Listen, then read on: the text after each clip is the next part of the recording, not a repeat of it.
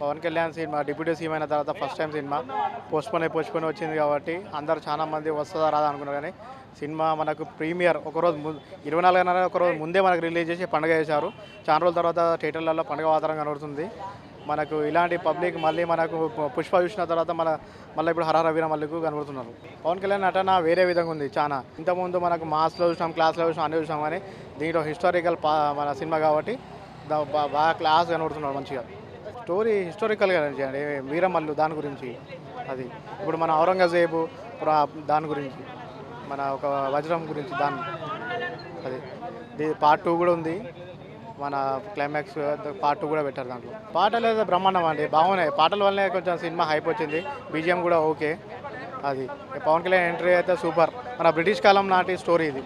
అది cinema super duper. బాగా మన ప్రేక్షకులు కూడా రావాలని కోరుకుంటున్నాం. మన చూడొచ్చు, చాలా రోజుల తర్వాత గ్యాప్ వచ్చింది. ఇంకోటి సినిమా పోస్ట్పోన్ కావడం వల్ల పబ్లిక్లో మనకేంటంటే చాలామంది నెగిటివ్ టాక్స్ తీసుకొచ్చారు. దానివల్ల ఏమవుతుందంటే అందుకోసమే ఒక రోజు ముందే మనకు రిలీజ్ చేశారు. అంటే సినిమా రిలీజ్ అవుతుందా కాదా దానికోసం. అందుకోసమే ఏం చేశారంటే ప్రీమియర్లే బాగా చాలా కూడా వేశారు. అట్లా ఇప్పుడు మీరు ఎక్కడ చూసినా కూడా హరహర వీరమల్లి సినిమా